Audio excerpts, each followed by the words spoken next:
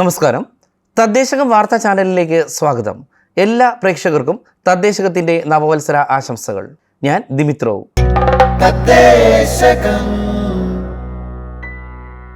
പ്രാദേശികം.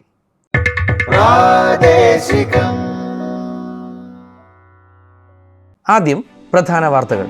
സംസ്ഥാന നഗരനയ കമ്മീഷന്റെ ഇടക്കാല റിപ്പോർട്ട് മുഖ്യമന്ത്രി പിണറായി വിജയന് കൈമാറി. അടുക്കളകൾ തദ്ദേശ സ്ഥാപനങ്ങളുടെ ധനസഹായത്തോടെ നവീകരിക്കുന്ന തദ്ദേശ സ്വയംഭരണ വകുപ്പിന്റെ ഈസി കിച്ചൺ പദ്ധതിക്ക് അംഗീകാരം. Niti Aayog aspirational blocks programme September ത്രിമാസ റാങ്കിങ്ങിൽ കാസർഗോഡ് ജില്ലയിലെ പരപ്പ ബ്ലോക്കിന് ദേശീയ തലത്തിൽ 2ാം സ്ഥാനം. തിരുവനന്തപുരം തമ്പാനൂരിൽ സജ്ജമാക്കിയിട്ടുള്ള ഷീ സ്പേസും ഷീ ഹബും തദ്ദേശ സ്വയംഭരണ വകുപ്പ് മന്ത്രി എം.പി. രാജേഷ് ഉദ്ഘാടനം ചെയ്തു. ഇന്നു മുതൽ ആരംഭിക്കുന്ന വലിച്ചെറിയൽ വിരുദ്ധ വാരാചരണത്തിന്റെ ഭാഗമായി പൊതുസ്ഥലങ്ങളിൽ മാലിന്യം വലിച്ചെറിയുന്നവർക്കെതിരെയുള്ള ക്യാമറ നിരീക്ഷണം ശക്തമാക്കി സംസ്ഥാന സർക്കാർ. നഗരനയം രൂപീകരിക്കുക എന്ന ലക്ഷ്യമിട്ടുള്ള സംസ്ഥാന നഗരനയ കമ്മീഷന്റെ ഇടക്കാല റിപ്പോർട്ട് മുഖ്യമന്ത്രി പിണറായി വിജയന് കൈമാറി. തദ്ദേശ സ്വയംഭരണ വകുപ്പ് മന്ത്രി എം.പി. രാജേഷിന്റെ സാന്നിധ്യത്തിൽ നഗരനയ commission chair doctor M Satish കുമാറാണ് കരട് റിപ്പോർട്ട് മുഖ്യമന്ത്രിക്ക് നൽകിയത്. സമ്പൂർണ്ണ നഗരനയ റിപ്പോർട്ട് മാർച്ചിൽ സർക്കാരിന് സമർപ്പിക്കും.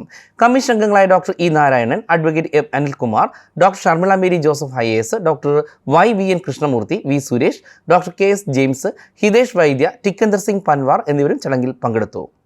അതിവേഗം നഗരവൽക്കരിക്കപ്പെട്ടുകൊണ്ടിരിക്കുന്ന കേരളത്തിന് സമഗ്രമായ നഗരനയം അനിവാര്യമാണെന്ന് മന്ത്രി എം.പി. രാജേഷ് പറഞ്ഞു. രാജ്യത്ത് ആദ്യമായാണ് ഒരു സംസ്ഥാനം ഇത്തരത്തിൽ നയം രൂപീകരിക്കാൻ ഒരു കമ്മീഷനെ നിയോഗിക്കുന്നത്. നഗരവൽക്കരണം ഉയർത്തുന്ന എല്ലാ വെല്ലുവിളികളെയും നേരിടാനും മറികടക്കാനും അർബൻ കമ്മീഷന്റെ നിർദ്ദേശങ്ങൾ സഹായകരമാകുമെന്നും മന്ത്രി പറഞ്ഞു. കാലാവസ്ഥ വ്യതിയാനത്തിനെ ഉൾക്കൊണ്ടുകൊണ്ടുള്ള നഗരവികസന നയം രൂപീകരിക്കാനായി വിഷയങ്ങളെ 10 തൂണുകളായി തിരിച്ചായിരുന്നു പഠനം നടത്തിയത്. കിലയോടൊപ്പം UN ഹാബിറ്ററ്റ്, യൂണിസെഫ്, ലോകാരോഗ്യ സംഘടന, Sept, urban economy forum, GIZ, national institute of urban affairs തുടങ്ങി വിവിധ സംഘടനകളും പഠനത്തിൽ പങ്കാളികളായിരുന്നു. ജോലിഭാരം കുറയ്ക്കാൻ അടുക്കളകൾ തദ്ദേശ സ്ഥാപനങ്ങളുടെ ധനസഹായത്തോടെ നവീകരിക്കുന്ന തദ്ദേശ സ്വയംഭരണ വകുപ്പിന്റെ ഈസി കിച്ചൺ പദ്ധതിക്ക് അംഗീകാരം. വികേന്ദ്രീകൃത ആസൂത്രണ സംസ്ഥാനതല ഏകോപന സമിതിയാണ് പദ്ധതിക്ക് അംഗീകാരം നൽകിയത്. അടുക്കളയുടെ ഉപയോഗം കൂടുതൽ സൗഹാർദ്ദവും സൗകര്യപ്രദവും ആക്കാനും ആരോഗ്യ സുരക്ഷ ഉറപ്പുവരുത്താനും ലക്ഷ്യമിട്ടാണ് പദ്ധതി. ഓരോ അടുക്കളയ്ക്കും 75,000 രൂപ വരെ നൽകാനാണ് തദ്ദേശ സ്വയംഭരണ സ്ഥാപനങ്ങൾക്ക് അനുമതി നൽകിയിരിക്കുന്നത്. തറ കോൺക്രീറ്റ് ചെയ്ത് ടൈൽ വിരിക്കൽ, ഗ്രാനൈറ്റ് ഉപയോഗിച്ച് kitchen slab, cupboard, plastering, kitchen sink, 200 litre water tank, plumbing, soak pit നിർമ്മാണം, പെയിന്റിംഗ് തുടങ്ങിയവയെല്ലാം പദ്ധതിയുടെ ഭാഗമായി ചെയ്യാനാവും. ഇലക്ട്രിക് പ്രവൃത്തിക്ക് 6,000 രൂപ വരെ അനുവദിക്കാം.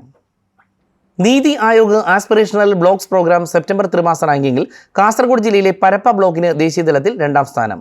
നീതി ആയോഗ് പ്രഖ്യാപിച്ച ആസ്പിറേഷണൽ ബ്ലോക്ക് പ്രോഗ്രാം സെപ്റ്റംബർ 2024 റാങ്കിങ്ങിൽ ദേശീയ തലത്തിൽ 2ാം റാങ്ക് പരപ്പ ബ്ലോക്കിന് ലഭിച്ചു. കൃത്യമായ ആസൂത്രണത്തിലൂടെ ആസ്പിറേഷണൽ ബ്ലോക്ക് പ്രോഗ്രാമിന്റെ വിവിധ ലക്ഷ്യങ്ങൾ പൂർത്തീകരിക്കുന്നതിൽ ശ്രദ്ധേയമായ പ്രവർത്തനം നടത്തിയതിനാണ് പരപ്പ ബ്ലോക്കിന് അവാർഡ് ലഭിച്ചത്. 2023 ജനുവരിയിൽ കേന്ദ്ര സർക്കാർ ആവിഷ്കരിച്ച പദ്ധതിയാണ് ആസ്പിറേഷണൽ ബ്ലോക്ക് പ്രോഗ്രാം. ഇന്ത്യയിലെ 500 ബ്ലോക്കുകളിലാണ് ഈ പദ്ധതി നടപ്പിലാക്കി വരുന്നത്. കേരളത്തിൽ നിന്ന് 9 ബ്ലോക്കുകൾ പരിപാടിയുടെ ഭാഗമാണ്.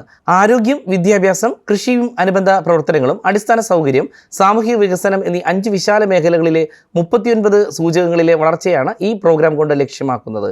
2023 ഡിസംബർ റാങ്കിൽ സൗത്ത് സോണിൽ 1ാം സ്ഥാനവും ദേശീയതലത്തിൽ 3ാം സ്ഥാനവും ജൂൺ 2023 ക്വാർട്ടറിൽ കേരളത്തിൽ 1ാം സ്ഥാനവും ബ്ലോക്ക് കൈവരിച്ചിരുന്നു. ഇന്നു മുതൽ ആരംഭിക്കുന്ന വലിച്ചെറിയൽ വിരുദ്ധ വാരാചരണത്തിന്റെ ഭാഗമായി പൊതുസ്ഥലങ്ങളിൽ മാലിന്യം വലിച്ചെറിയുന്നവർക്കെതിരെയുള്ള ക്യാമറ നിരീക്ഷണം ശക്തമാക്കി സംസ്ഥാന സർക്കാർ. മാലിന്യമുക്തം നവകേരളം ജനകീയ ക്യാമ്പയിനിന്റെ ഭാഗമായി മുഖ്യമന്ത്രിയുടെ അധ്യക്ഷതയിൽ ചേർന്ന യോഗത്തിന്റെ അടിസ്ഥാനത്തിലാണ് ഈ തീരുമാനം. ഇതേ തുടർന്ന് ക്യാമ്പയിൻ വിജയിപ്പിക്കുന്നതിന് തദ്ദേശ സ്വയംഭരണ സ്ഥാപനങ്ങളിലെ അധ്യക്ഷന്മാരുമായും ബന്ധപ്പെട്ട ഉദ്യോഗസ്ഥന്മാരുമായുള്ള യോഗം കഴിഞ്ഞ ദിവസം മന്ത്രി എം.പി. രാജേഷ് വിളിച്ചു ചേർത്തിരുന്നു. നിയമലംഘകർക്കെതിരെ തദ്ദേശ സ്വയംഭരണ വകുപ്പിന്റെ എൻഫോഴ്സ്മെന്റ് ടീം വഴിയുള്ള നിയമ നടപടികൾ കൂടുതൽ ശക്തമാക്കാൻ എം.പി. രാജേഷ് നിർദ്ദേശം നൽകി. ക്യാമ്പയിനിന്റെ ഭാഗമായി വിവിധ സംഘടനകൾ, റെസിഡൻസ് അസോസിയേഷനുകൾ തുടങ്ങിയവ ഉൾപ്പെടുത്തി ജനകീയ സമിതികൾ രൂപീകരിക്കും. ഇതോടൊപ്പം മാലിന്യം ശേഖരിക്കാനുള്ള ബിന്നുകൾ പ്രധാന കേന്ദ്രങ്ങളിലും സ്ഥാപനങ്ങളിലും സ്ഥാപിക്കുന്നുവെന്നും അവ കൃത്യമായി പരിപാലിക്കുന്നുവെന്നും ഉറപ്പാക്കും. മാലിന്യ സംസ്കരണ രംഗത്ത് സംസ്ഥാനം രാജ്യത്തിന് മാതൃകയാകുമ്പോഴും പൊതുവിടങ്ങളിൽ മാലിന്യം വലിച്ചെറിയുന്ന പ്രവണത തുടരുന്ന സാഹചര്യത്തിലാണ് ജനകീയ ക്യാമ്പയിൻ ഏറ്റെടുക്കുന്നത്. ക്യാമറ നിരീക്ഷണത്തിന് പുറമെ കൂടുതൽ മാലിന്യം തള്ളുന്ന പൊതുസ്ഥലങ്ങൾ കണ്ടെത്തി മാപ്പ് ചെയ്യുക എന്നതും പരിപാടിയുടെ ഭാഗമാണ്. തിരുവനന്തപുരം തമ്പാനൂരിൽ സജ്ജമാക്കിയിട്ടുള്ള ഷീ സ്പേസും ഷീ ഹബും തദ്ദേശ സ്വയംഭരണ വകുപ്പ് മന്ത്രി എം.പി. രാജേഷ് ഉദ്ഘാടനം ചെയ്തു. തിരുവനന്തപുരം നഗരത്തിലെത്തുന്ന സ്ത്രീകൾക്ക് സുരക്ഷിതമായി വൃത്തിയുള്ള താമസ സ്ഥലം ഒരുക്കുക എന്ന ആശയത്തോടെയാണ് ഷീ സ്പേസിന് തുടക്കമിട്ടത്. ഇതോടൊപ്പം സ്ത്രീ സംരംഭകർക്കുള്ള സ്റ്റാർട്ടപ്പുകൾക്കുള്ള തൊഴിലിടമായി ഷീ ഹബും ഉണ്ട്. AC, non-AC റൂമുകൾ, ഡോർമിറ്ററികൾ എന്നിവ ഷീ സ്പേസിൽ ഒരുക്കിയിട്ടുണ്ട്. ആധുനിക രീതിയിൽ ഫർണിഷ് ചെയ്ത കമ്പ്യൂട്ടർ, വൈഫൈ ഉൾപ്പെടെ ക്രമീകരിച്ചതാണ് she hub. Mayor Arya Rajendran അധ്യക്ഷത വഹിച്ച ചടങ്ങിൽ ആന്റണി രാജു MLA മുഖ്യാതിഥിയായി. ഡെപ്യൂട്ടി മേയർ PK രാജു ചടങ്ങിൽ സന്നിഹിതനായി. ഗുരുവായൂർ ക്ഷേത്രത്തിന്റെ പരിസരത്ത് നഗരസഭ തുടങ്ങിയ തത്സമയ വിവാഹ രജിസ്ട്രേഷൻ കേന്ദ്രം തദ്ദേശ സ്വയംഭരണ വകുപ്പ് മന്ത്രി MP രാജേഷ് ഉദ്ഘാടനം ചെയ്തു. രാജ്യത്ത് തന്നെ ഏറ്റവും കൂടുതൽ വിവാഹം നടക്കുന്ന ക്ഷേത്ര പരിസരം എന്ന നിലയിലാണ് വിവാഹം കഴിഞ്ഞാൽ ഉടൻ തന്നെ വിവാഹ രജിസ്ട്രേഷൻ നടത്തുവാനുള്ള സംവിധാനം ഗുരുവായൂർ നഗരസഭയും ദേവസ്വവും ഒരുക്കിയത്. ദേവസ്വത്തിന്റെ വൈജയന്തി കെട്ടിടത്തിലാണ് കേന്ദ്രം പ്രവർത്തിക്കുക. നഗരസഭാ ചെയർമാൻ M കൃഷ്ണദാസ് അധ്യക്ഷനായി. Devaswom chairman doctor VK Vijayan മുഖ്യാതിഥിയായി. നഗരസഭാ വൈസ് ചെയർപേഴ്സൺ അനീഷ്മ ഷനോജ്, നഗരസഭാ സ്ഥിരം സമിതി അധ്യക്ഷന്മാർ, ദേവസ്വം അഡ്മിനിസ്ട്രേറ്റർ KP വിനയൻ, നഗരസഭാ സെക്രട്ടറി H അഭിലാഷ് കുമാർ എന്നിവർ സംസാരിച്ചു. ISO സർട്ടിഫിക്കേഷന്റെ ഭാഗമായി കില ജീവനക്കാർക്ക് മനുഷ്യാവകാശവും ബന്ധപ്പെട്ട നിയമങ്ങളും എന്ന വിഷയത്തിൽ ക്ലാസ് സംഘടിപ്പിച്ചു. അഡ്വക്കേറ്റ് മുഹമ്മദ് ഇബ്രാഹിം ക്ലാസ് എടുത്തു. KILA director general Nizamuddin IAS, KILA senior urban fellow doctor Rajesh K തുടങ്ങിയവർ സംസാരിച്ചു. കില ഫാക്കൽറ്റിമാർ, മറ്റ് ജീവനക്കാർ തുടങ്ങിയവർ ക്ലാസ്സിൽ സംബന്ധിച്ചു. പദ്ധതി നിർവഹണത്തിൽ സംസ്ഥാന തലത്തിൽ മലപ്പുറം ജില്ലാ പഞ്ചായത്ത് ഏറ്റവും മുന്നിൽ. 2024-25 വാർഷിക പദ്ധതി നിർവഹണത്തിൽ 44.07% പദ്ധതി വീതം ചെലവഴിച്ച് സംസ്ഥാന തലത്തിൽ മലപ്പുറം ജില്ലാ പഞ്ചായത്ത് നിലവിൽ ഒന്നാം സ്ഥാനത്താണ്. ജില്ലാ ആസൂത്രണ സമിതി യോഗത്തിലാണ് ഇത് സംബന്ധിച്ച വിലയിരുത്തൽ നടത്തിയത്. 2025-26 വാർഷിക പദ്ധതി രൂപീകരണം സമയബന്ധിതമായി പൂർത്തീകരിക്കുന്നതിനുള്ള തുടർ നടപടികൾ എല്ലാ തദ്ദേശ ഭരണ സ്ഥാപനങ്ങളും അടിയന്തരമായി സ്വീകരിക്കാനും യോഗം തീരുമാനിച്ചു. ജലസ്രോതസ്സുകളുടെയും നീർച്ചാലുകളുടെയും വീണ്ടെടുപ്പ് ലക്ഷ്യമിട്ട് തദ്ദേശ സ്വയംഭരണ സ്ഥാപനങ്ങളുടെ നേതൃത്വത്തിൽ ഹരിത കേരള മിഷൻ സംഘടിപ്പിക്കുന്ന ഇനി ഞാൻ ഒഴുകട്ടെ 3ാം ഘട്ടം ഓമല്ലൂർ ഗ്രാമപഞ്ചായത്തിൽ തുടക്കമായി. മാലിന്യമുക്തം നവകേരളം ജനകീയ ക്യാമ്പയിന്റെ ഭാഗമായാണ് പദ്ധതി.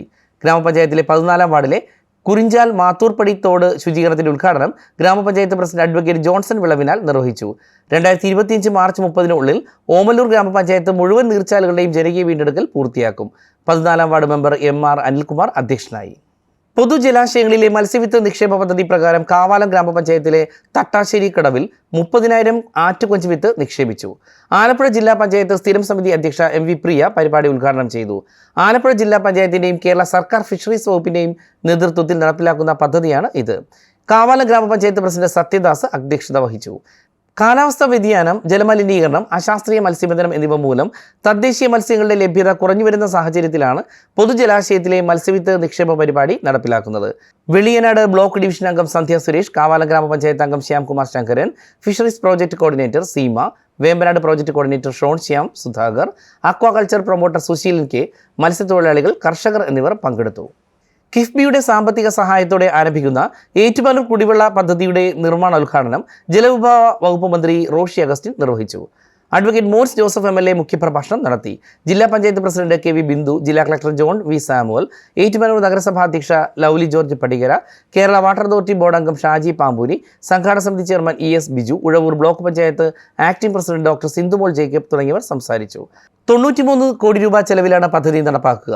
മീനച്ചിലാറ്റിൽ നിന്നും ജലം ശേഖരിച്ച് ഏറ്റുമാനൂരിന് സമീപം നേതാജി നഗറിൽ സ്ഥാപിക്കുന്ന 22 ദശലക്ഷം ലിറ്റർ ശേഷിയുള്ള ശുദ്ധീകരണശാലയിൽ ശുദ്ധീകരിച്ച് തുടർന്ന് ഏറ്റുമാനൂർ നഗരസഭയിലേക്കും സമീപ ഗ്രാമപഞ്ചായത്തുകളായ അതിരമ്പുഴ, കാണക്കാരി, മാഞ്ഞൂർ എന്നിവിടങ്ങളിലേക്കും ശുദ്ധജലം എത്തിക്കുന്നതാണ് ഈ പദ്ധതി. ആലപ്പുഴ നഗരസഭ അമൃത് പദ്ധതിയിൽ ഉൾപ്പെടുത്തി സെപ്റ്റിക് ടാങ്ക് മാലിന്യങ്ങൾ ശാസ്ത്രീയമായി സംസ്കരിക്കുന്നതിനുള്ള മൊബൈൽ സെപ്റ്റേജ് ട്രീറ്റ്മെന്റ് പ്ലാന്റിന്റെ പ്രവർത്തനോദ്ഘാടനം PP ചിത്തരഞ്ജൻ MLA നിർവഹിച്ചു. നഗരസഭ ചെയർപേഴ്സൺ KK ജയമ്മ അധ്യക്ഷത വഹിച്ചു. കക്കൂസ് മാലിന്യ സംസ്കരണത്തിന് ശാസ്ത്രീയമായ സംസ്കരണ സംവിധാനത്തിന്റെ അഭാവം നഗരസഭ നേരിടുന്ന പ്രധാന വെല്ലുവിളിയായിരുന്നു. പരിഹാരത്തിന്റെ ആദ്യപടിയായി മണിക്കൂറിൽ 6000 ലിറ്റർ സംസ്കരണ ശേഷിയുള്ള മൊബൈൽ യൂണിറ്റാണ് പ്രവർത്തന സജ്ജമായിട്ടുള്ളത്. ചടങ്ങിൽ ആരോഗ്യ സ്ഥിരം സമിതി അധ്യക്ഷ AS Kavitha, Punnamada ward councillor Sreelekha, engineer Shibu Nalpat, health officer KP Varghese, pollution control board assistant engineer miss Mary, nodal officer Shri Jayakumar, urban infrastructure water expert Ajeena, public health ഇൻസ്പെക്ടർമാരായ ഷാംകുമാർ, സാലിനുമൻ, ഷെജീന തുടങ്ങിയവർ പങ്കെടുത്തു. പ്രാദേശികം അവസാനിക്കുന്നു.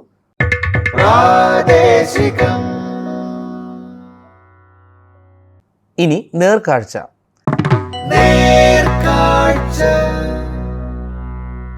ദാരിദ്ര്യ ലഘൂകരണ പ്രവർത്തനത്തിൽ കൊടുവള്ളി ബ്ലോക്ക് പഞ്ചായത്ത് കൈവരിച്ച നേട്ടങ്ങളെ അറിയാം. കോഴിക്കോട് നഗരത്തിന് വടക്ക് കിഴക്ക്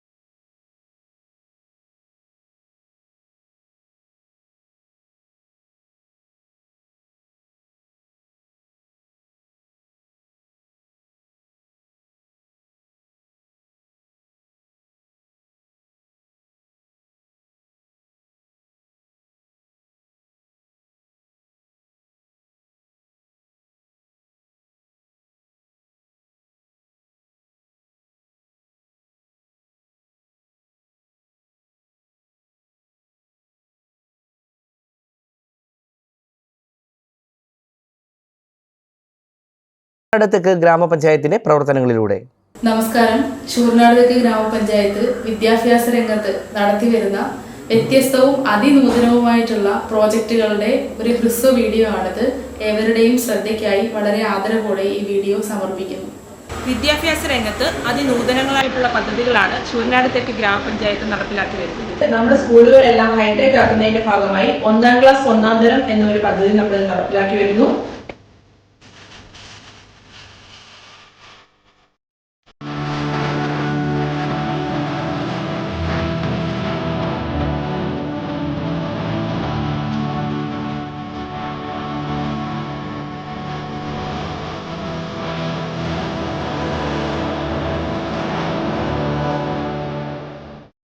അതുപോലെ തന്നെ ശിശു സൗഹൃദ ടോയ്ലറ്റ്, ഭിന്നശേഷി ടോയ്ലറ്റ്, തുമ്പോർ മൊഴി എന്നീ പദ്ധതികളും നമ്മൾ നടപ്പിലാക്കി വരുന്നു. മറ്റുള്ള പഞ്ചായത്തുകളെ അപേക്ഷിച്ച് ഏറ്റവും കൂടുതൽ MGNRGS പദ്ധതി വഴി അംഗൻവാടി കെട്ടിടങ്ങളും സ്കൂളുകൾക്ക് ചുറ്റുമതിലുകളും പാചകപ്പുരകളും ഏറ്റവും കൂടുതൽ നിർമ്മിച്ചിരിക്കുന്നത് നമ്മളുടെ പഞ്ചായത്തിലാണ്. എല്ലാ സ്കൂളുകളിലും നമ്മൾ പ്രഭാത ഭക്ഷണം പദ്ധതി നടപ്പിലാക്കി വരുന്നു. അതുപോലെ തന്നെ സ്കൂളുകളിലെല്ലാം പാചകപ്പുര, ഡൈനിങ് റൂം, അതിനു വേണ്ടുന്ന ഫർണിച്ചറുകൾ, കുട്ടികൾക്ക് പഠന നിലവാരം മെച്ചപ്പെടുത്തുന്നതിന് വേണ്ടിയിട്ട് വായനാ ചങ്ങാത്തം എന്ന പദ്ധതി,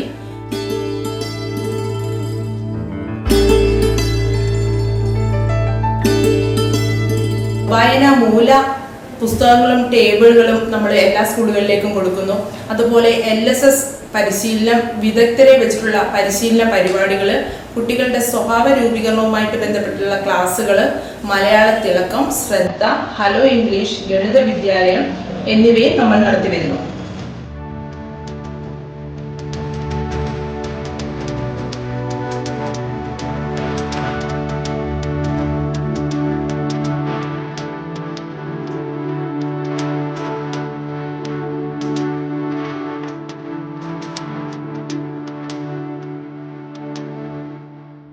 കുട്ടികൾക്കെല്ലാം ആഹാരം കഴിക്കുന്നതിന് ആവശ്യമായിട്ടുള്ള പ്ലേറ്റുകൾ, ഗ്ലാസുകൾ, ചൂടുവെള്ളം കുടിക്കുന്നതിന് ആവശ്യമായിട്ടുള്ള കെറ്റിലുകൾ, അതുപോലെ തന്നെ ചുറ്റുമതിലുകൾ, ആർച്ചുകൾ എന്നിവയും നമ്മൾ നടപ്പിലാക്കി വരുന്നു.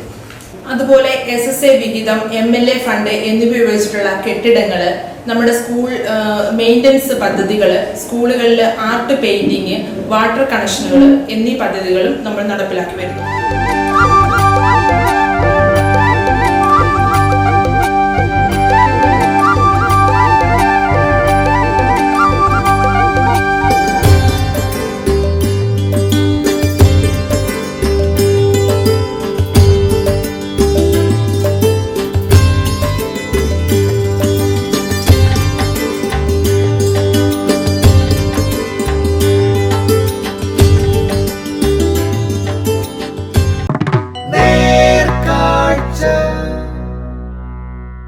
അടുത്തതായി നമുക്ക് സംസാരിക്കാം.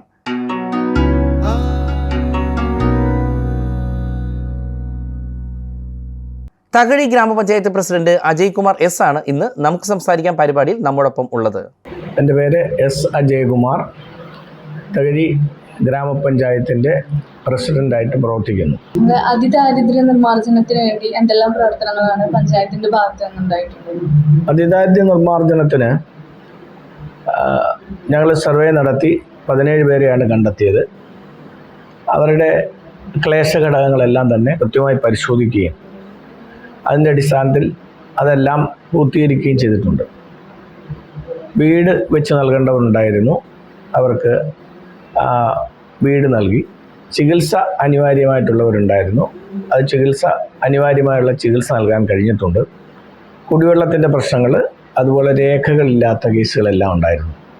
അതെല്ലാം സമ്പൂർണ്ണമായി നമ്മൾ അവരുടെ ആ ക്ലേശഘടകങ്ങളെല്ലാം പൂർത്തീകരിക്കുകയും ഇപ്പോഴും 2 പേർക്ക് നിരന്തരമായി ഫുഡ് കൊടുക്കേണ്ട സ്ഥിതിയുണ്ട്, അത് കൊടുത്തു വരികയാണ്. അതിദാരിദ്ര്യം സമ്പൂർണ്ണമായി പഞ്ചായത്തിൽ നിന്നും ഒഴിവാക്കി പ്രഖ്യാപനവും നടത്തിയിട്ടുണ്ട്. കാർഷിക മേഖലയുമായി ബന്ധപ്പെട്ട് കുട്ടനാട്ടിലെ ഒരു പഞ്ചായത്താണ് തകഴി ഗ്രാമപഞ്ചായത്ത്. 64 പാടശേഖരങ്ങളുള്ള പഞ്ചായത്താണ്. കുട്ടനാടിൽ തന്നെ ഏറ്റവും വിപുലമായ രീതിയിൽ നെൽകൃഷി ചെയ്യുന്ന പഞ്ചായത്താണ്. അതുകൊണ്ട് കാർഷിക മേഖലയിൽ പ്രധാനമായും നെൽകൃഷിയാണ് ഞങ്ങളുടെ പഞ്ചായത്തിലേറെ ഉള്ളത്. എല്ലാ വർഷവും നെൽകർഷകർക്ക് ആശ്വാസമായിട്ട് പഞ്ചായത്ത് പദ്ധതി പ്രവർത്തനങ്ങളിൽ നമ്മുടെ പഞ്ചായത്ത് ഫണ്ടിൻ്റെ ബഹുഭൂരിപക്ഷവും എന്ന് വേണേൽ പറയാം, ഉൽപ്പാദന മേഖലയിൽ ബഹുഭൂരിപക്ഷവും അവിടെയാണ് വിനിയോഗിക്കുന്നത്. 21 ലക്ഷം രൂപ വരെ വിത്തുകൾക്ക് സബ്സിഡി കൊടുത്തുകൊണ്ട് കർഷകർക്ക് സഹായകമായ നിലപാട് സ്വീകരിച്ചിട്ടുണ്ട്. പിന്നെ അവിടെ ഉള്ളത് ഈ പാൽ ഉൽപ്പാദനം വർദ്ധിപ്പിക്കുന്നതിന് ആവശ്യമായിട്ടുള്ള ആട് വളർത്തൽ, അതുപോലെ തന്നെ കിടാരികളെ നൽകൽ എന്ന പ്രവർത്തനത്തിലൂടെ ആ മേഖലയിലും ജൈവ പച്ചക്കറി കൃഷി പ്രോത്സാഹിപ്പിക്കുന്നതിൻ്റെ ഭാഗമായി JLG ഗ്രൂപ്പുകളെ പ്രോത്സാഹിപ്പിക്കുകയും അതോടൊപ്പം വീടുകളിൽ ജൈവ പച്ചക്കറി കൃഷി നടത്തുന്നതിനാവശ്യമായിട്ടുള്ള സംവിധാനങ്ങൾ ഒരുക്കി കൊടുക്കുകയും ചെയ്തുകൊണ്ട് ആ മേഖലയിലും കാർഷിക മേഖലയിൽ മുന്നോട്ട് വരാൻ കഴിഞ്ഞിട്ടുണ്ട്. ആരോഗ്യ മേഖലയിൽ എന്തെല്ലാം പ്രവർത്തനങ്ങളാണ് പഞ്ചായത്തിന്റെ ഭാഗത്തുനിന്നുണ്ടായിട്ടുള്ളത്? ആരോഗ്യ മേഖലയിൽ ഞങ്ങൾ വിവിധങ്ങളായിട്ടുള്ള പദ്ധതികൾ കഴിഞ്ഞ കാലങ്ങളിൽ നടപ്പാക്കിയിട്ടുണ്ട്. അതിലെ ഏറ്റവും പ്രധാനപ്പെട്ടത് ഈ ഡയബറ്റിക് ഡിറ്റക്ഷൻ എന്ന് പറഞ്ഞൊരു പ്രോജക്റ്റ് എടുത്തിരുന്നു. അതായത് ഈ സാധാരണ പ്രായം കുറഞ്ഞ ആളുകളിലും ഡയബറ്റിക്സ് ഉണ്ടാകുന്നതിൻ്റെ സാഹചര്യങ്ങൾ കണ്ടെത്തി അത് പരിഹരിക്കുന്നതിനാവശ്യമായ സർവേ നടത്തി അതിൻ്റെ റിസൾട്ടുകൾ ഞങ്ങൾ കണ്ടെത്തി പ്രസിദ്ധീകരിച്ചിട്ടുണ്ട്. അതുപോലെ തന്നെ തൈറോയിഡുമായി ബന്ധപ്പെട്ട് ആ രംഗത്ത് തൈറോയിഡ് രോഗമുള്ളവരെ പരിശോധിച്ച് അതിനാസ്പദമായിട്ടുള്ള മാറ്റങ്ങൾ ഉണ്ടാക്കാനുള്ള പ്രവർത്തനങ്ങൾ നടത്തി. ഇപ്പോൾ ഏറ്റവും പുതുതായി ഞങ്ങൾക്കുള്ള ഈ പിന്നെ ആൻറ്റിബയോട്ടിക്കിൻ്റെ ദുരുപയോഗത്തെ നിയന്ത്രിക്കുന്നതിന് വേണ്ടിയിട്ടുള്ള ഒരു സമഗ്രമായ പ്രവർത്തനം ആലപ്പുഴ ജില്ലയിൽ അമരം എന്ന് പറയുന്ന രൂപത്തിലേക്ക് ആരോഗ്യവകുപ്പിൻ്റെ ഭാഗത്തു നിന്ന് നൽകിയിട്ടുള്ള ഒരു പ്രോജക്റ്റ് ഇപ്പം നടപ്പാക്കാൻ ശ്രമിച്ചുകൊണ്ടിരിക്കുകയാണ്. അതിൻ്റെ പ്രവർത്തനങ്ങൾ അതിദ്രുതം നടന്നുകൊണ്ടിരിക്കുകയാണ്. കൂടാതെ ഏറ്റവും വലിയ നേട്ടമായി പറയാൻ കഴിയുന്നത് ഞങ്ങളിപ്പോൾ 3 സബ് സെൻ്ററുകൾ ഹെൽത്ത് ആൻഡ് വെൽനസ് സെൻ്ററുകൾക്ക് തുക അനുവദിക്കുന്നതിന് വേണ്ടി പരിശ്രമിക്കുകയും അത് അനുവദിച്ച് ലഭിക്കുകയും ചെയ്തിട്ടുണ്ട്. അതിൻ്റെ അടിസ്ഥാനത്തിൽ 3 സബ് സെൻ്ററിനും സൗജന്യമായി ഭൂമി ലഭ്യമാക്കാൻ കഴിഞ്ഞു എന്നുള്ളതാണ് പഞ്ചായത്തിൻ്റെ ഏറ്റവും വലിയ നേട്ടമായി കാണാൻ കഴിയുന്നത്. അതായത് ഒരു കരുമാടി സബ് സെൻ്ററിന് ഒരു 8 സെൻറ്റ് സ്ഥലം, Thakazhi 6-ാം ward Viruppala sub centre ഒരു 5 സെൻറ്റ് സ്ഥലം, തകഴി കേളമംഗലം സബ് സെൻ്ററിന് 5 സെൻറ്റ് സ്ഥലം, ഇങ്ങനെ ഇത്രയും സ്ഥലം ഈ ആരോഗ്യരംഗത്തെ അഭ്യുദയകാംക്ഷികളിൽ നിന്ന് നമുക്ക് വാങ്ങി അവിടെ സബ് സെൻ്ററിൻ്റെ പ്രവർത്തനത്തിൻ്റെ ഭാഗമായി ഒരെണ്ണത്തിന് തറക്കല്ലിട്ടു, ബാക്കിയെല്ലാം ടെൻഡർ നടപടികളിലേക്ക് പുരോഗമിച്ചുകൊണ്ടിരിക്കുകയാണ്. അങ്ങനെ സബ് സെൻ്ററുകൾ വിപുലമായ രൂപത്തിൽ നടത്തി. ഞങ്ങളുടെ ആശുപത്രി സൗകര്യം കുറവായിരുന്നു. ഇപ്പോൾ 4 കോടി രൂപയുടെ പുതിയ ആശുപത്രി കെട്ടിടം അവിടെ ഉയർന്നു വരികയാണ്. മികച്ച പ്രവർത്തനം തന്നെ ആരോഗ്യരംഗത്ത് നടത്തുവാനായിട്ടുള്ള പരിശ്രമം ഞങ്ങൾ നടത്തിയിട്ടുണ്ട്. അടുത്തത് നമ്മൾ മാലിന്യ സംസ്കരണ മേഖല. മാലിന്യ സംസ്കരണ മേഖലയിൽ മാലിന്യമുക്ത നവകേരള ക്യാമ്പയിൻ്റെ ഭാഗമായിട്ട് മാർച്ച് മാസത്തിൽ തന്നെ പ്രഖ്യാപിക്കാവുന്ന വിധത്തിലേക്കുള്ള പ്രവർത്തനങ്ങൾ വളരെ ഗൗരവമായി നടത്തി വരികയാണ്. ഈ ഡോർ ടു ഡോർ കളക്ഷൻ, നമ്മുടെ പ്ലാസ്റ്റിക് യൂസർ ഫീ കളക്ഷൻ പലതവണയും 100% നമുക്ക് എത്തിക്കാൻ കഴിഞ്ഞിട്ടുണ്ട്. ഈ പഞ്ചായത്ത് വരുന്ന കാലഘട്ടങ്ങളിൽ കേവലം 1000-2000 രൂപയോ കിട്ടിയിരുന്ന നമ്മുടെ ഹരിതകർമ്മസേനയ്ക്ക് ഇപ്പോൾ 10,000-ഉം 12,000 രൂപ വരെ ആദായം ലഭിക്കുന്ന രൂപത്തിലേക്ക് ആ മേഖല ഉയർന്നിട്ടുണ്ട്. അവർക്ക് ഇലക്ട്രിക് ഓട്ടോറിക്ഷ വാങ്ങിക്കൊടുത്തു. എല്ലാ വാർഡിലും 2 മിനി MCFകൾ സ്ഥാപിച്ചു. അതുപോലെ ആലപ്പുഴ ജില്ലയിൽ തന്നെ ആദ്യമായി ബോട്ടിൽ ബിന്നുകൾ സ്ഥാപിച്ചത്. ഇപ്പം പ്രധാന കേന്ദ്രങ്ങളിലെല്ലാം ബോട്ടിൽ ബിന്നുകൾ സ്ഥാപിച്ചിട്ടുണ്ട്. ആ ബോട്ടിൽ ബിന്നുകളിലാണിപ്പം ഈ കുപ്പികളൊക്കെ, കുട്ടികൾ ഉൾപ്പെടെയുള്ളവർ കുപ്പികളൊക്കെ ഇടുന്ന ബോട്ടിൽ ബിന്നുകളിലാണ്. അത് ശേഖരിച്ച് മാറ്റാൻ കഴിഞ്ഞിട്ടുണ്ട്. തുണികൾ ശേഖരിച്ച് അത് ഒരു തവണ നമുക്ക് കൊടുക്കാൻ കഴിഞ്ഞിട്ടുണ്ട്. MCF, നമുക്ക് മെയിൻ MCF ഇല്ലായിരുന്നു. തകഴി പഞ്ചായത്തിൻ്റെ പേരിൽ 1973 മേടിച്ചിട്ടിരുന്ന അന്യാധീനപ്പെട്ട് കിടന്ന ഭൂമി തിരിച്ചു പിടിച്ച് ഇപ്പോൾ 65 ലക്ഷം രൂപയ്ക്ക് MCF ടെൻഡർ ചെയ്ത് അതിൻ്റെ പണി ആരംഭിച്ചിട്ടുണ്ട്. ശിലാസ്ഥാപനം നടത്തി പണി ആരംഭിച്ചുകൊണ്ട് ഒരു 3-4 മാസങ്ങൾക്കുള്ളിൽ MCF പൂർത്തീകരിക്കാൻ കഴിയുമെന്നാണ് പ്രത്യാശിക്കുന്നത്. അതോടൊപ്പം തന്നെ ബ്ലോക്ക് പഞ്ചായത്തിനായി 2009 മേടിച്ചിട്ടിരുന്ന ഭൂമി അവിടെ RRF എന്ന് പറയുന്ന സംവിധാനം ഈ പ്ലാസ്റ്റിക് നിർമ്മാർജ്ജനത്തിൻ്റെ ഭാഗമായി ഉണ്ടാക്കി അതിൻ്റെ പണിയെല്ലാം പൂർത്തീകരിച്ചു. അത് ഉടൻ തന്നെ ക്ലിയർ ചെയ്യും. അപ്പോൾ ഈ എല്ലാ സംവിധാനങ്ങളും MCF, മിനി MCF, RRF, ഈ എല്ലാ സംവിധാനങ്ങളും കൂടി വന്നു കഴിയുമ്പോൾ സമ്പൂർണ്ണ മാലിന്യമുക്ത തകഴി ഗ്രാമപഞ്ചായത്തായി പ്രഖ്യാപിക്കാൻ കഴിയുമെന്ന പ്രത്യാശയിലാണ്.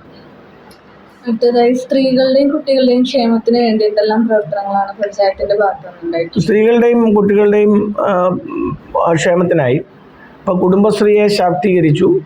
അതോടൊപ്പം തന്നെ വ്യവസായ വകുപ്പുമായി ബന്ധപ്പെട്ട് നിരവധി വനിതാ സംരംഭകർക്ക് സ്വയം തൊഴിൽ സംരംഭങ്ങൾ ആരംഭിക്കാൻ കഴിഞ്ഞിട്ടുണ്ട്.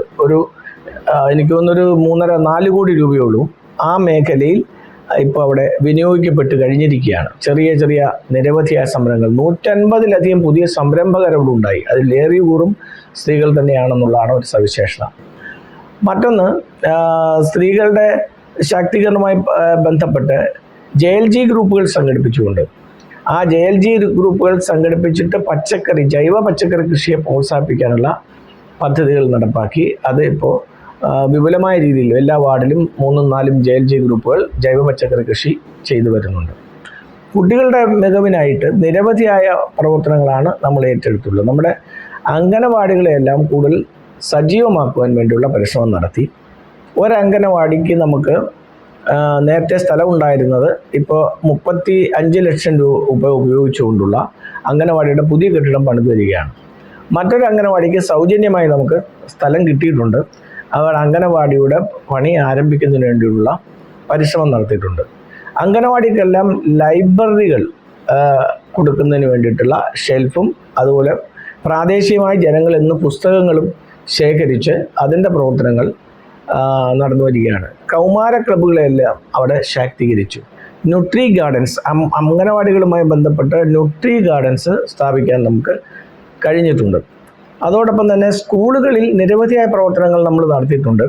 അതിൽ ഏറ്റവും ശ്രദ്ധേയമായിട്ടുള്ളതെന്ന് പറയുന്നത് LP സ്കൂളിലെ മുഴുവൻ കുട്ടികൾക്കും അവരുടെ സ്കിൽ ഡെവലപ്മെൻറ്റിൻ്റെ ഭാഗമായിട്ട് വരകൾ വർണ്ണങ്ങൾ എന്ന് പറഞ്ഞൊരു പദ്ധതി വെച്ചു.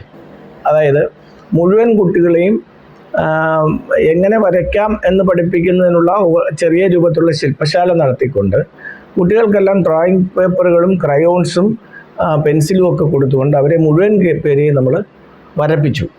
ഏകദേശം LP സ്കൂളിലെ പഞ്ചായത്തിലെ മുഴുവൻ കുട്ടികളെയും പങ്കെടുപ്പിച്ചുകൊണ്ടായത്.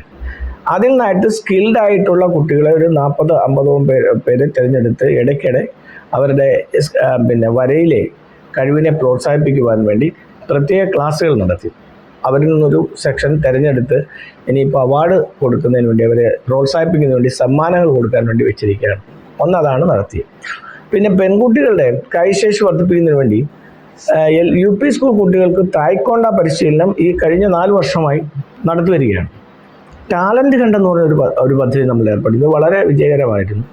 25 കുട്ടികളെ നമ്മൾ തിരഞ്ഞെടുത്ത് ഫുട്ബോൾ പരിശീലനം, പെൺകുട്ടികളെ തിരഞ്ഞെടുത്ത് ഫുട്ബോൾ പരിശീലനം നടത്തി. അതിപ്പോൾ 2 വർഷം തുടർച്ചയായി നടത്തി. ഇപ്പോൾ ഈ വർഷവും നമ്മൾ പ്രോജക്റ്റ് വെച്ചിട്ടുണ്ട്. അത് വളരെ വിജയകരമായിരുന്നു. അതിൽ നിന്ന് ഏറ്റവും മികച്ച രൂപത്തിൽ കളിക്കുന്ന ഒരു കുട്ടിക്ക് അതിന് സോണൽ സെലക്ഷൻ വരെ കിട്ടി. അപ്പോൾ ആ രൂപത്തിൽ പെൺകുട്ടികളുടെ തായ്ക്കൊണ്ട പരിശീലനം ഏറ്റവും ശ്രദ്ധേയമായിട്ടുള്ള ഒരു പ്രോജക്റ്റായി നമുക്ക് ചെയ്യാൻ കഴിഞ്ഞിട്ടുണ്ട്. മലയാളത്തെ അറിയാൻ എന്ന് പറയുന്ന ഒരു പദ്ധതി നമ്മൾ വെച്ചു. അതിനകത്ത് തകഴിച്ചേട്ടനെ പരിചയപ്പെടുത്തുക എന്നുള്ളതായിരുന്നു ആദ്യ ലക്ഷ്യം. ആദ്യ വർഷം തന്നെ തകഴിച്ചേട്ടൻ്റെ 5 കഥകൾ UP സ്കൂൾ കുട്ടികൾക്ക് തിരഞ്ഞെടുത്ത് കൊടുത്തു. എന്നിട്ട് അവരെ കൊണ്ടത് വായിപ്പിച്ച് അതിൻ്റെ ആസ്വാദനക്കുറിപ്പുകൾ തയ്യാറാക്കി അവതരിപ്പിക്കുകയും മികച്ച കുട്ടികളെ കണ്ടെത്തുകയും ചെയ്തു. തകഴിച്ചേട്ടൻ 2 ഇടം കഴി നമ്മൾ ഹയർ സെക്കൻഡറി വിഭാഗത്തിന് കൊടുത്തിട്ട് അതിൻ്റെ 50 എണ്ണം മേടിച്ചു കൊടുത്ത് കുട്ടികളെ പ്രത്യേകം, അതായത് അവർ ക്ലബ്ബുകളുണ്ടാക്കും. ആ ക്ലബ്ബുകളെ തിരഞ്ഞെടുത്തത് നമ്മൾ ഒരു മലയാള ക്വിസ് കോമ്പറ്റീഷൻ നടത്തിയാണ് എടുത്തത്. ആ ക്വിസ് കോമ്പറ്റീഷനിൽ വിജയികളായ കുട്ടികളെ ചേർത്താണ് മലയാള ക്ലബ്ബുകൾ രൂപീകരിച്ചു.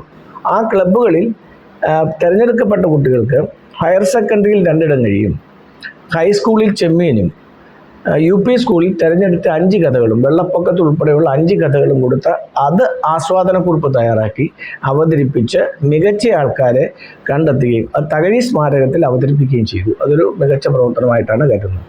കുട്ടികളുടെ കാവ്യ രചനാശീലങ്ങളെയും ആലാപനശീലങ്ങളെയും വളർത്തുന്നതിന് കാവ്യകേളി എന്ന് പറഞ്ഞൊരു പദ്ധതി തയ്യാറാക്കി.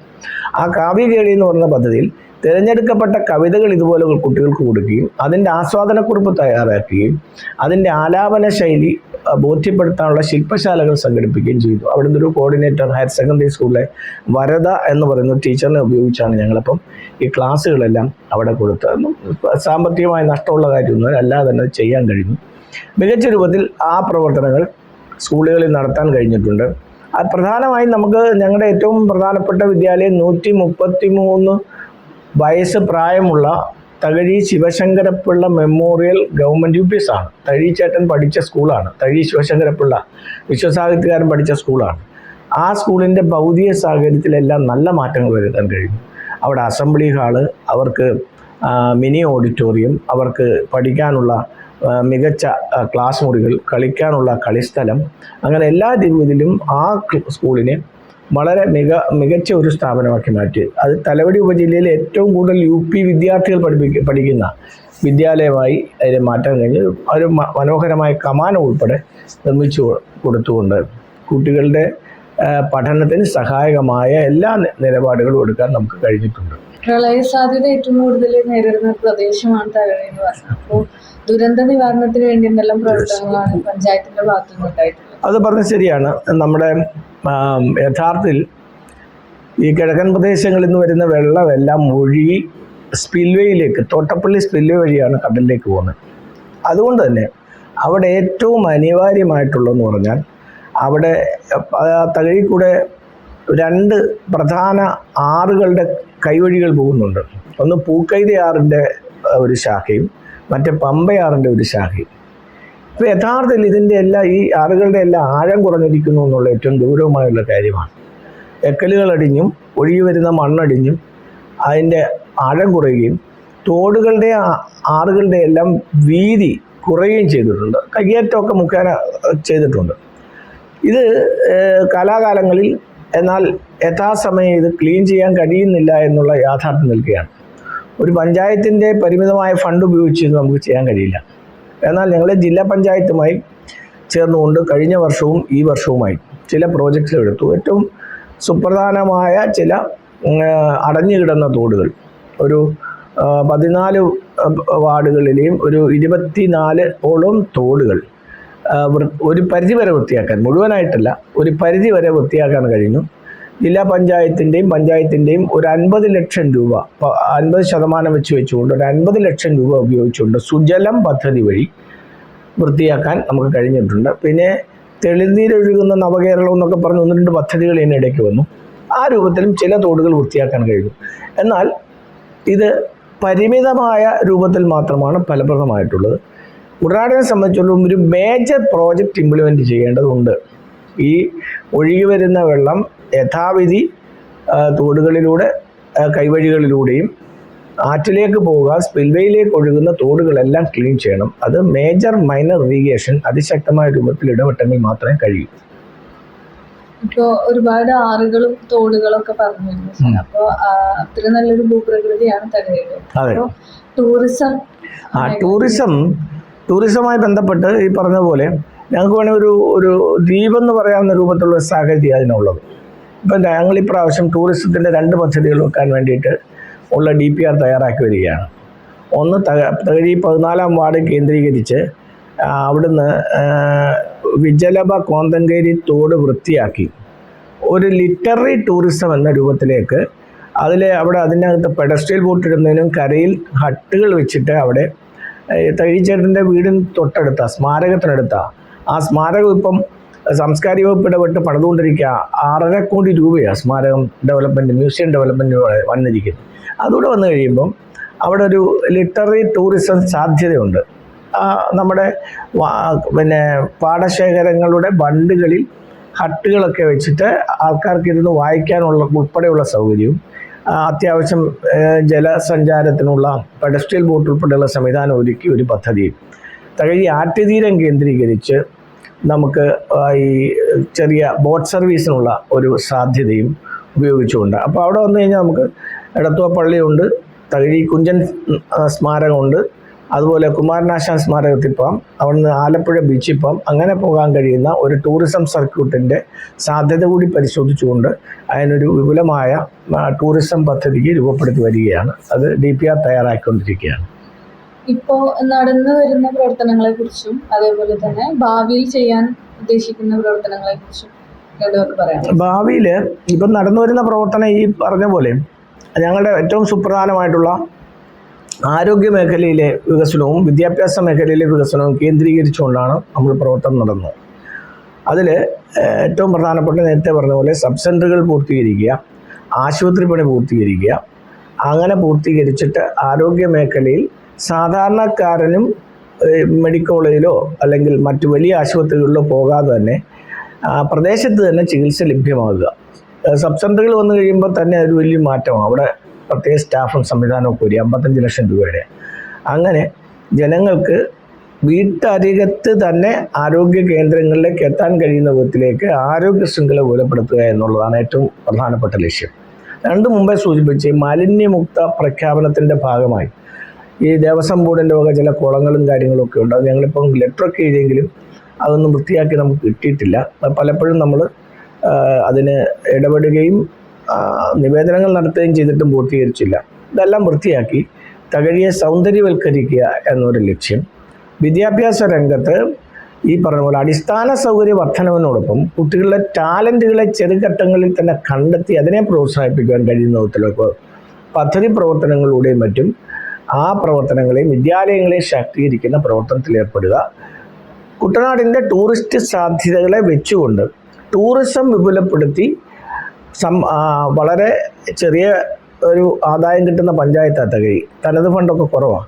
പഞ്ചായത്തിൻ്റെ തനത് ഫണ്ട് വർദ്ധിപ്പിക്കുന്നുള്ള മേഖലകൾ കണ്ടെത്തുക. ഈ പൊതുസ്ഥലങ്ങളിപ്പം പലരും നമ്മുടെ പുറമ്പോക്കുകളെല്ലാം കയ്യേറി വെച്ചിരിക്കുന്ന സ്ഥിതിയും പുറമ്പോക്കുകളെ യഥാവിധി ഗവൺമെൻറ് ഉപയോഗിക്കാത്ത സ്ഥിതിയുമുണ്ട്. എക്സാമ്പിൾ പറയുകയാണെങ്കിൽ തകഴി സ്റ്റേറ്റ് ഹൈവേയുടെ സൈഡിൽ കിടക്കുന്ന വെട്ടുതോടുകൾ, ആ വെട്ടുതോടുകൾ ഏക്കർ കണക്കിന് കിടപ്പുണ്ട്.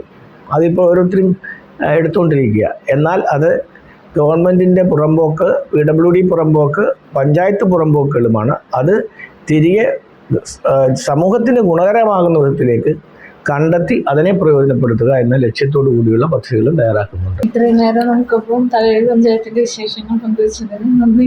Thank you.